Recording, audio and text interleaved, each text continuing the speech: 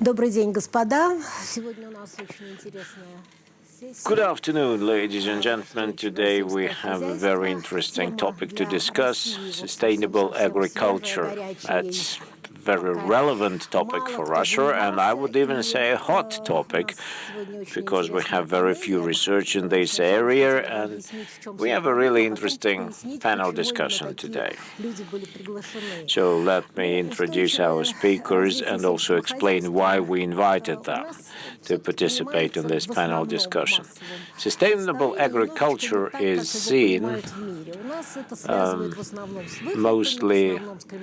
is looked at in the context of greenhouse gas emissions and climate change, which is true, but only partially true, because sustainable agriculture is not confined to these issues. Sustainable agriculture is about developing such ways of producing food which will help us preserve resources for future generations.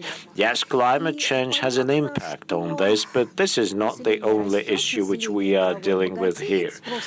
World population is growing. The demand for food is expected to grow further.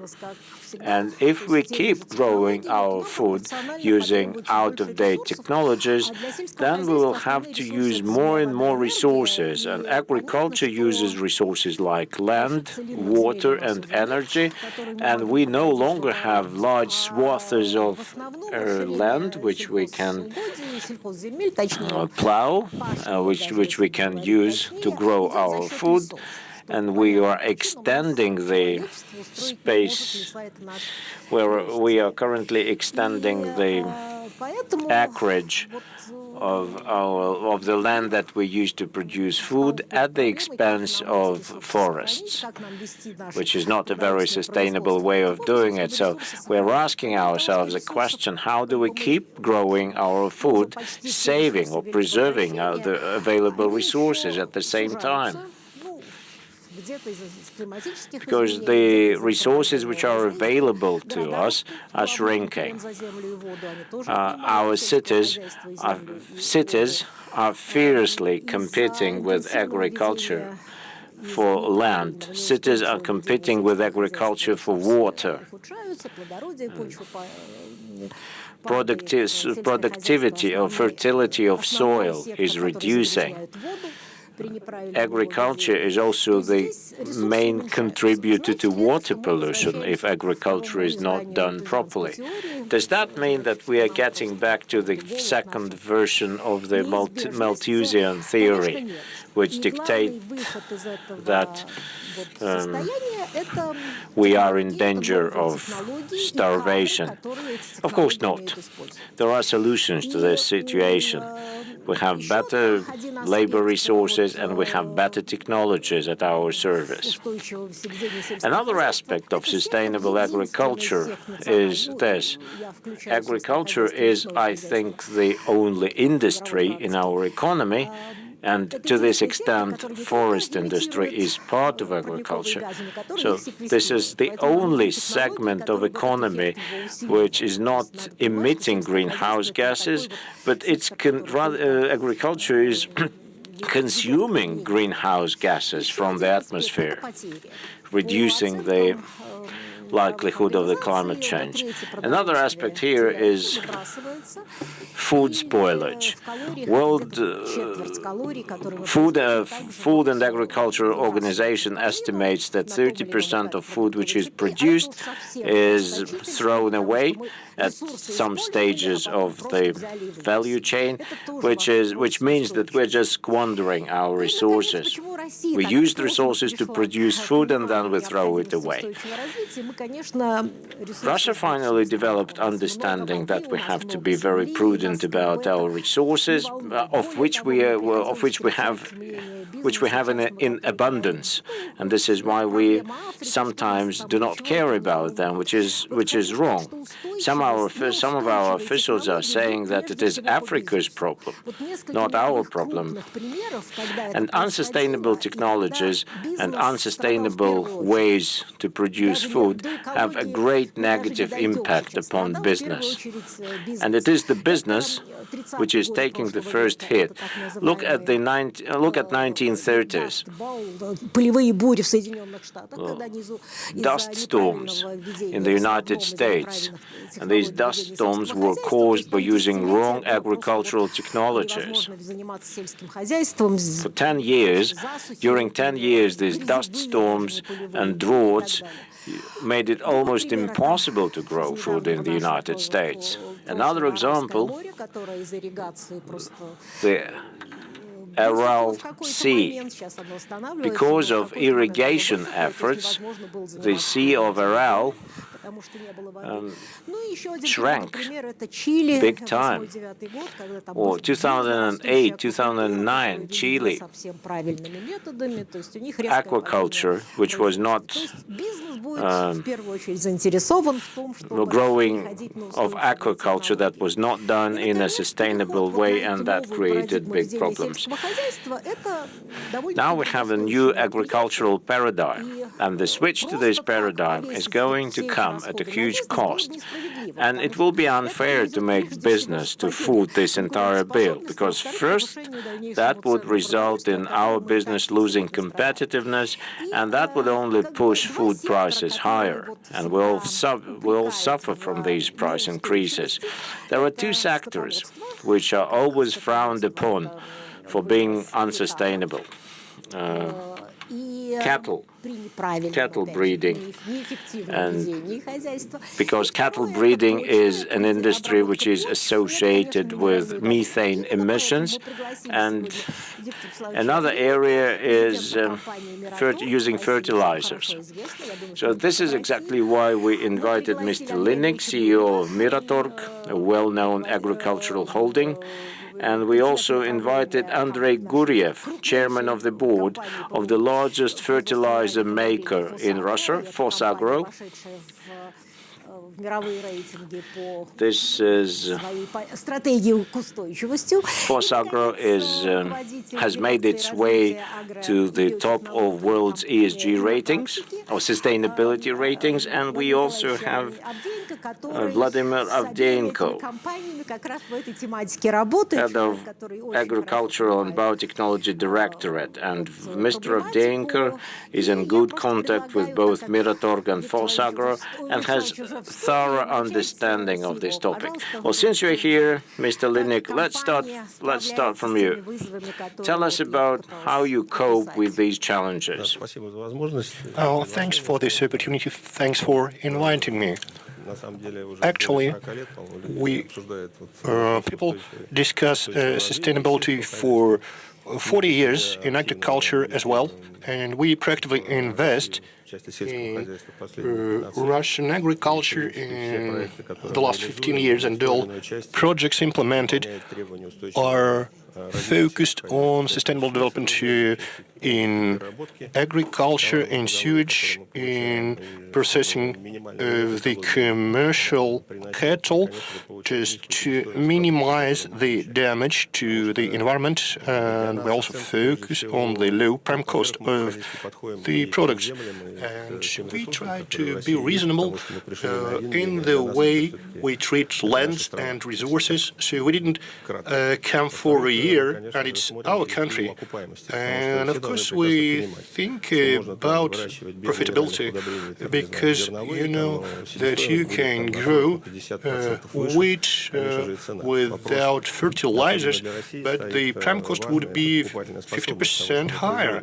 And we also need to think about the purchasing ability. So what we produce in the food market.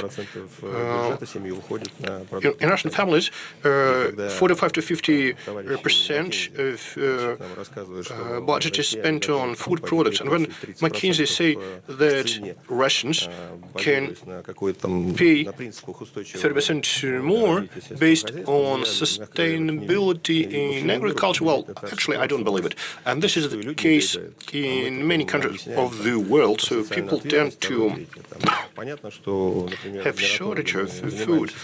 And of course, in Miratorg company, we are focused on our employees. We have 41,000 people, and 33,000 people work in agriculture.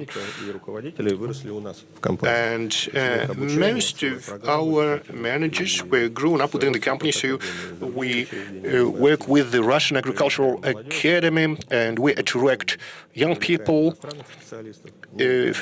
international specialists that bring the state-of-the-art technologies and knowledge that allow us to build a modern agriculture. And like 15 years ago, the main priority is the profitability and being rational in the way we manage resources. So food should be accessible to people.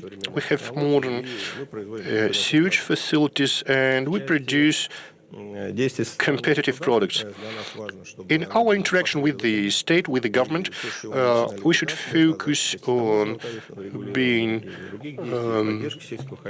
substantial in terms of tariff regulation, because our products pay back in 10 or 15 years, so we cannot have those fluctuations once in 3 years. So no one talked about sustainable agriculture 5 years ago. Now it's sort of a hype. You should be continuous to keep investments rolling. So instead of withdrawing the cash flows, it would be more correct to look at the development of the agriculture in Russia, because climatic and natural resources would allow us to double the production of wheat, food in cattle breeding without any damage to environment. It would be about higher salaries and development of your own country, the potential we got from our ancestors, and we should move on. You shouldn't be off the track. If you would hear to climatic activists, and I understand what's going on in EU and the United States, the volumes of food, meat produced is 10 times higher, and also they have 15 times higher the number of cattle stock for a square kilometer, and they use developing the technologies for protecting their own markets. With EU, we are neighbors with EU, but we cannot supply them a kilo of poultry, meat, or wheat. You were correct by saying that the Amazon River in Brazil is well known. When we would talk about cutting lumber, the wood, however, in Russia, like in case of Miratorg, from 50 to 60 hectares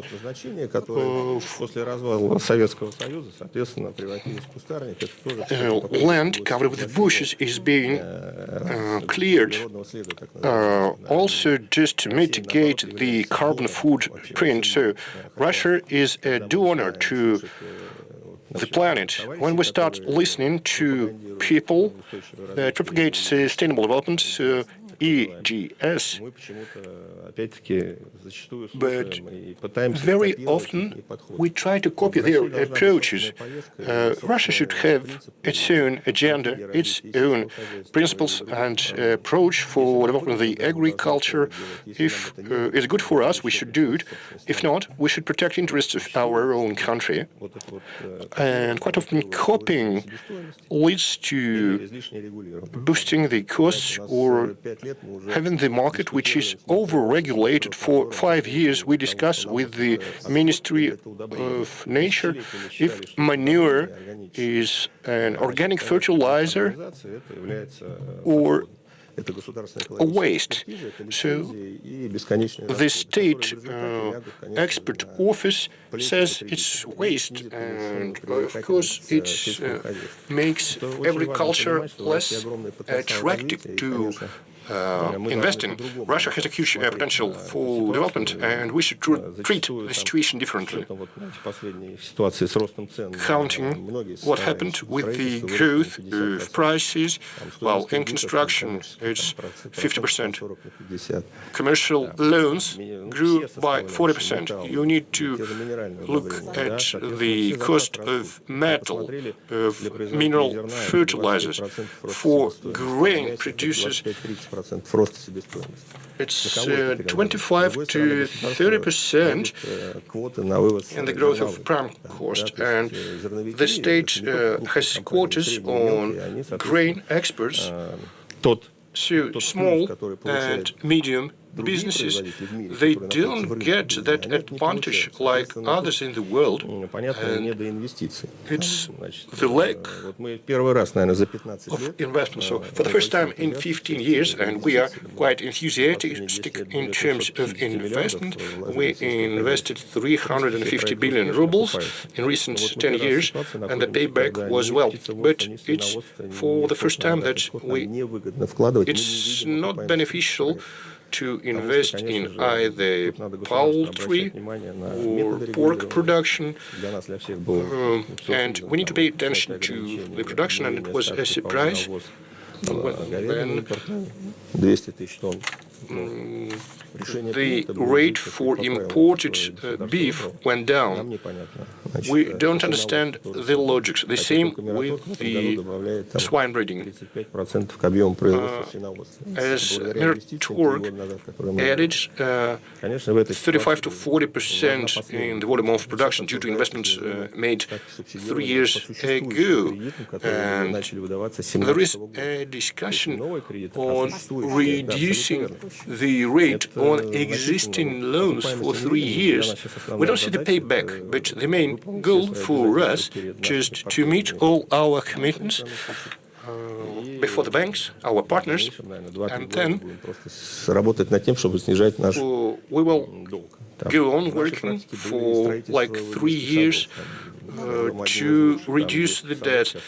And we worked on kindergartens in Belgrade region. We built a number of cottage settlements. And we keep involving people in mortgage schemes. We do all these. So we realize that the business should be transparent, clear. We need to make money and pay taxes. Okay. You mentioned 2 things I didn't cover in my introductory word, but they are important. We shouldn't copy international approaches. We have different problems. Anywhere the Ural Sea is a case that even we can do damage to ourselves, or the sunflower, if you remember, that was sold in 1990s. I know that you have very advantaged R&D department, and you are also in selection, one of the main area for supporting sustainable development. And another important topic you raised, you touched upon, sustainability means is public management based on the same principles. As you said, the government raising the topic of sustainable development in agriculture do not follow that principle, but you already answered that question. Could you please comment on your selection program? In my opinion, all R&D investment aimed at sustainable development, they have high payback time given the changes in the government policy. So it's like enthusiasts investing in science. And so we began with the main industrial production. We started to pay attention to genetics, on improving productivity, on reducing costs, on our meat and bovine cattle in poultry as well. And we are working proactively with Innopraktika. And I hope our colleague could comment on that. We are in selection of grain, selection of the bovine cattle, and Angus cattle, which is good in terms of genetic level. So it allows us to reduce the cost of food. So with Angus, the world level is 10 to 15% of weight growth, but due to our genetic work, we plan to have 1:7 ratio. Yes, for all waste, including manure and methane, so the rate goes down for 1 unit of production. Yes, we have a program on cattle breeding, and we had examples when it was difficult to interact with our big academy. And however, it acted as a sort of interface, and Innopraktika helps us to merge our efforts with the real science to arrive at PECBA. And we opened a genetic laboratory for bovine cattle, one of 10 in the world. So we analyzed the genome it's not about any modification of the genes. This is also what we do in pork production. It's interesting, and banks support us. We continue to be in selection for wheat, for potato, for corn. We are one of the largest Russian producers of fodder, and we develop it together with the Russian Academy of Science. And also, you have less burden on the soil, the productivity per unit of products. Yeah, absolutely. We have 10 to 11 tons of corn compared to 6 in Russian average. Yeah, so we try to boost the productivity. And as for environmental influence, it's our interest. If we would keep seeding a culture following one and the same pattern, we would not get any outcome. Well, you are a big company. You can afford planning in the long run. Yes, but you have smaller companies, and they need support from the state, and you need the more sustainable policy. As I like to say, it doesn't really matter what the state will support raising mammoths in Siberia. And it's hard for the business to adapt when the policy keeps changing. So today you support experts, then you stop doing it. Thank you very much. No one thought that one day we will have intensive cattle breeding in Russia. I remember 1990, so it's huge progress for Russian agricultural complex. Now, dear colleagues, let's move to PhosAgro company. What's important is understanding a more reliable agriculture. Andrey, over to you, please. Thank you very much, Ms. Serova. And I would like to welcome my fellow speakers, Mr. Linnik, Mr. Avdeenko, and I hope that you had a really Merry Christmas and a good New Year. Sustainability is a big issue, and talking about sustainable agriculture, I have to say that agriculture is the final consumer of our product. And from being a company that used to manufacture just one product, we have developed our business towards becoming a company that provides services and a platform. And we provide various services, including education. So we produce fertilizers and complementary services.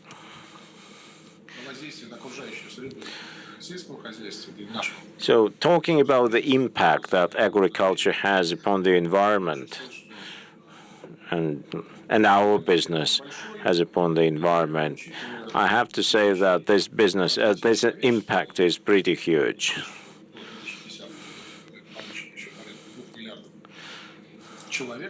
I think that the overall population would grow by another 2 billion people by 2050, and so this amount of people, this population will be consuming 40% food more, 30% more food. So we are asking now ourselves a question: how are we going to provide proper quality and cheap food to feed the entire world's population?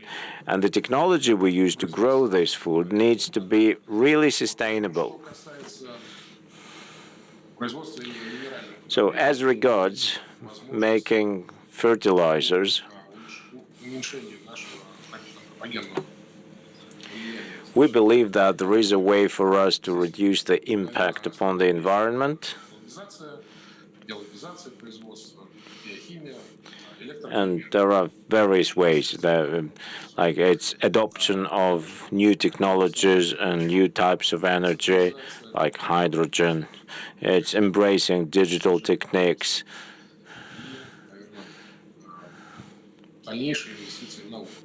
And this is investment that we make into research and development. PhosAgro works in cooperation with 30 different research institutions from the Russian Academy of Science, and we develop new products that we will finally market to our consumers.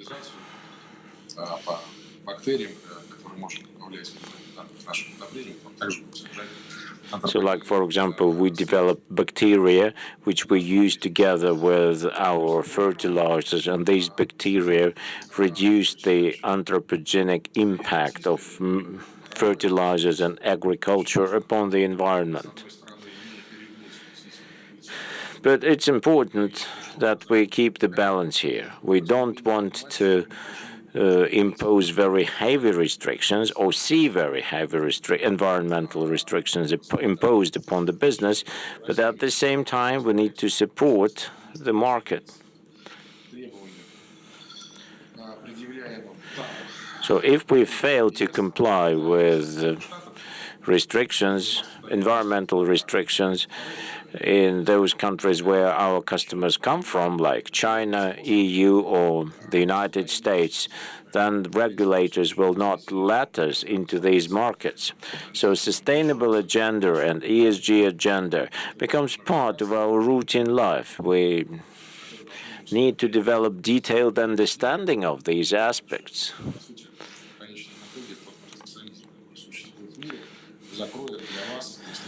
So if we don't do it smartly, if we don't play it properly, then we won't be able to tap into those markets which still remain untapped.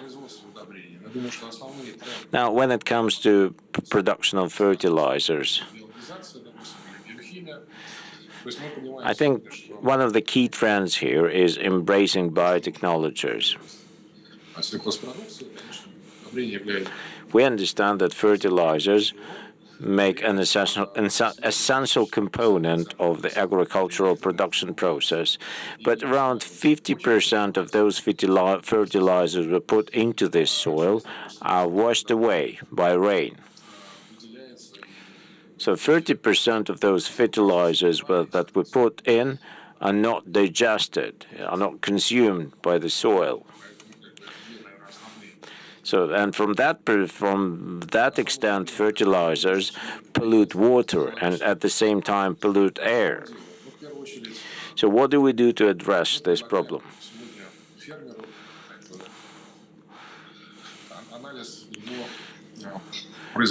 We can provide our farmers with a thorough analysis of their productivity. We're not focused on pushing as much volumes of fertilizers upon our farmers as we can. We are focused on setting the right amount, selling the right amount of fertilizers to agricultural players, depending on the scale of their production. We also have additives to fertilizers, and these additives help soil digest higher amounts of phosphorus, nitrogen, or potassium. They increase this digestion by 20 or 30%, meaning that we'll have less losses, meaning that the anthropogenic impact of agriculture upon environment will be less.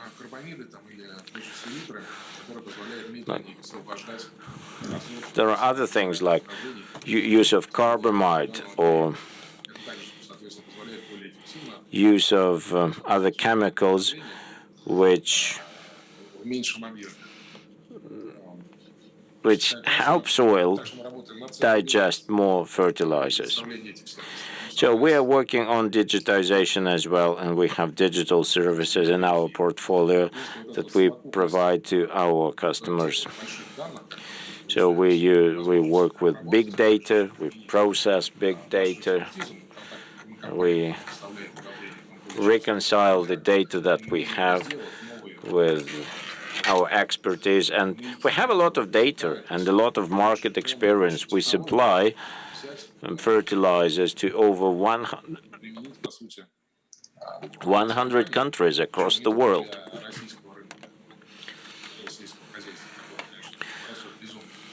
Our agriculture in Russia is growing at the rate of 14 or sometimes 20% a year from the standpoint of fertilizer consumption rate.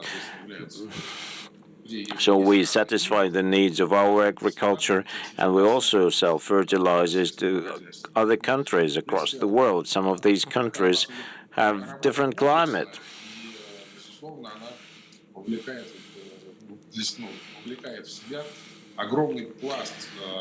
So we are doing a lot of work here, and we keep facing new challenges, and one of the everlasting challenges providing our customers with innovative products. Well, innovative products and services, and you are not able to render services if you don't have science or you don't have people, which means that we have to grow our own people, our own experts within our system. Those people who develop the complete picture, those people who have thorough understanding of products available to our customers, including digital products, those products which can be offered to customers both in Russia and abroad. And this is part of this sustainability system. This is what can ensure our sustainability. So innovations, marketing of new products. If we don't do this, then in the long-term perspective, we will lose our competitive edge. And we will make it easier for our competitors to bring up trade barriers, preventing our access to the market. You currently are going through a very interesting pilot project in the Volогодskaya region, because it is very relevant to the topic of our discussion today. Well, yes, indeed. Yes, indeed, we do have a pilot project there. And it's a far-reaching project. In Volогодskaya area, in Volогодskaya region, we installed CO2 gas detectors. So we want to measure carbon neutrality of Volогодskaya region because it's the region with the large, which on the one hand has a lot of forests and lakes. On the other hand, it also accommodates a lot of big industrial companies like steel producers and others. And we want to build a carbon farm there. So here is what we want to do. We want to be in a position to sell clean fertilizers, which do not contain arsenic or other impurities. And we also want to sell carbon neutral fertilizers, which is a completely new level of this product. So those farmers who buy carbon neutral fertilizers from us will be able to offset these fertilizers against the carbon quota, the CO2 quota that this farmer has, or offset that against the carbon tax. In Europe, they are already paying from 80 to 90 euros per ton of CO2, which is an exorbitant amount. I mean, in China, this tax is just 4 euros. So we want to see whether this project is commercially viable and whether this project can be efficient or can be productive from the agricultural perspective.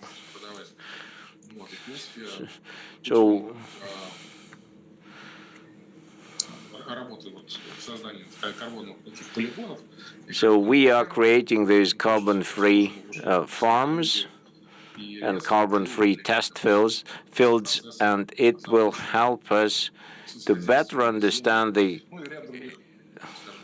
way we should use our forests and fields. And this activity also has certain social implications. It's quite an interesting project from my perspective. It has implications for industrial manufacturers, and it has big implications for agricultural producers, because they stand to use the technology which we will develop, and this technology will help them reduce their emissions. So we will provide them with an offset mechanism.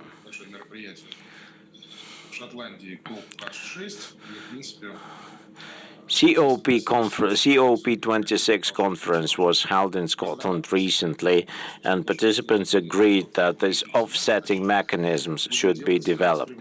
So what we are doing now, we are doing that in the context of decisions made at the COP26 conference, and this activity is being carried out involving international experts. And we are embracing and using best practices that could be found in Europe and China or in the United States.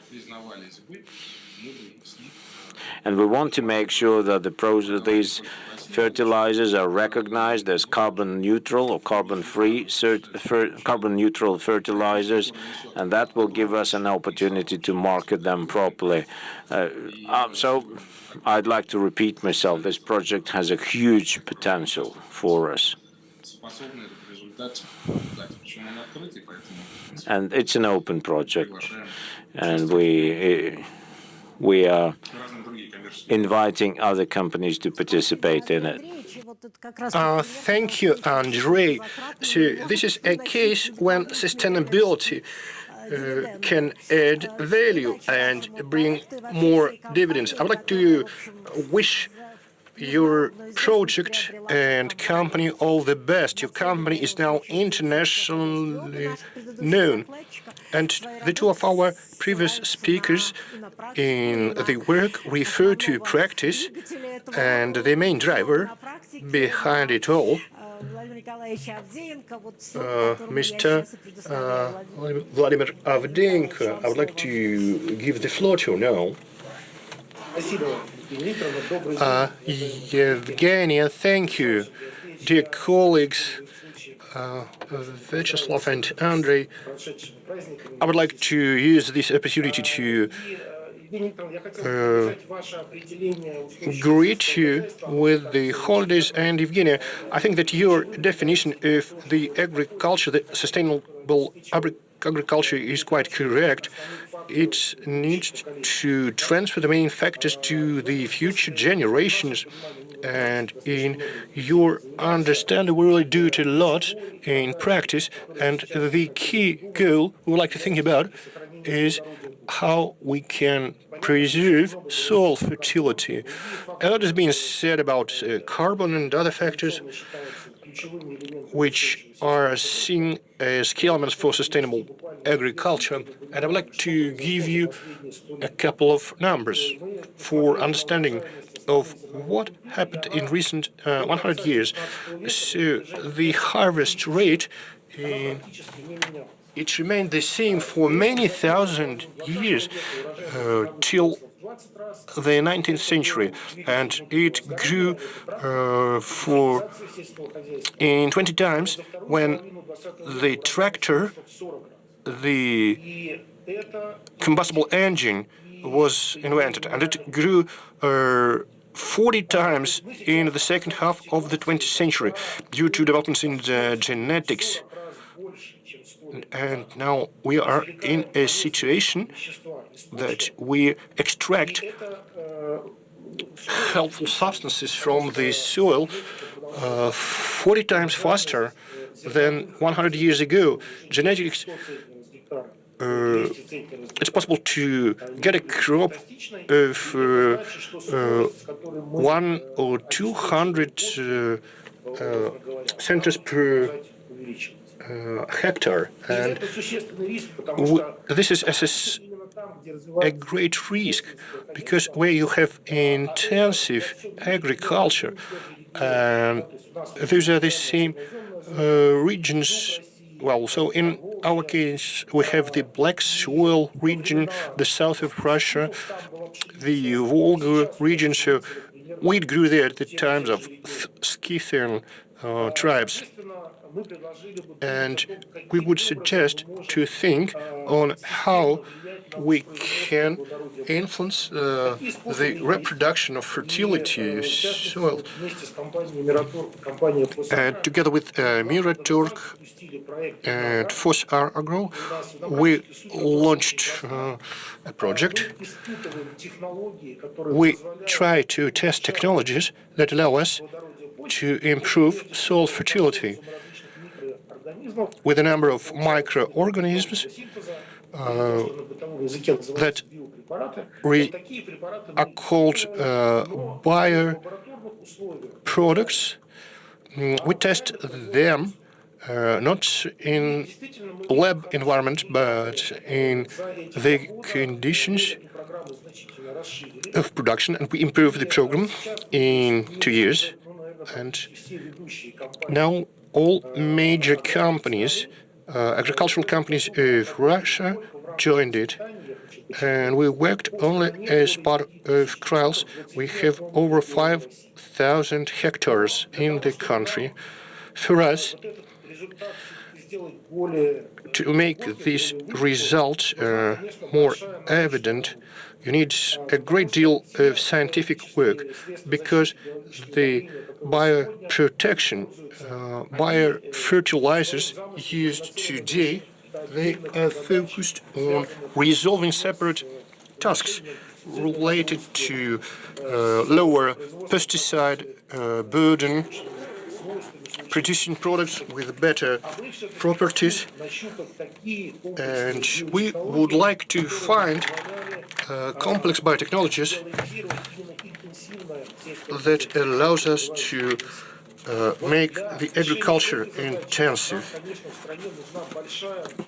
For that, in our country, we need a big comprehensive program that would allow us not to just test separate biological products, but to rather analyze what's going on at the level of microorganisms in the field on how we can regulate what's going on and how we can use methods and technologies for enhanced reproduction of the fertile layer. So what happened with genetics in the 20th century makes us think that time has come for a synthesis of bioproducts in the 21st century. Like 30 years ago, peptides were used as part of a synthesis, and it was discussed only for production of pharma products, medication, because it was very expensive. But today, one of technologies we are focused on is a peptide medication that works against viruses of different cereals, potato. So in 30 years, the cost of synthesis went down so much, and we can use products for soil. They should be not just efficient, but cheap, and sustainable agriculture should also focus on availability and accessibility. So this is how my work was structured, and I would like to emphasize once again that we are really happy that the largest Russian companies, Miratorg and PhosAgro, are not just Russian but also global leaders. And they are following that track, and they see the prospects in terms of development strategy. This is what I would like to highlight. And these technologies are seen as a sub-segment in the product line, a flagship story. Technologies for biocombinated products with the mineral components, and the technologies in 10 to 20 years will become a mainstream, and we will of course be ready for that. And another little statement I would like to mention: I would like to support Andrey and Viktor. Of course, being focused on sustainable development is used as a special tool is going on in Europe, and we see it also in South Asia. And if we would check the statistics on using different biological products in Russia, EU, and the United States, so we are 40 years behind the Soviet Union, but it's not something you can use for reference, but we are 20 times slower compared to the United States. And if we compete with American, English countries in the Arab world, we could see that we can create a risk for ourselves related to technological preparedness. Today we can do and work with the markets without any limitations, but tomorrow there may be a change for using certain biological methods, not for producing organic production, but for intensive agriculture. And we saw a number of cases in foreign markets. So that's why we need to have a set of our domestic Russian technologies and production essential for synthesis in agriculture. And I would like to give you just one case. So in 30 years after the Soviet Union, we built just one plant in Volga region on amino acids, and another one in Oriol region, like just two enterprises within the industry. But we need 20 or rather 200 for us to cater for the needs of our agricultural companies, to provide an efficient tool for them. So this is what this state should focus on. And you have the federal program, and bioproducts are being developed as part of research work. And we also saw a big comprehensive program with managing soil fertility using the type of technology. Thank you, Vladimir. We are pressed for time now. It's very exciting. I'm sorry to stop you. I would like just to share with you two takeaways from our session. So it's good that the business understands the problem not at the level of hype, but rather at the level of real things. And it's nice to hear about that. And we also need other approaches from the government to support the business and also the science. I would like to congratulate you with the old New Year. We are in Russia, that's a tradition, and I know that Andrey couldn't join us because he's not quite well, so please recover. Thanks, everyone. I hope our session was really interesting and helpful. Thank you.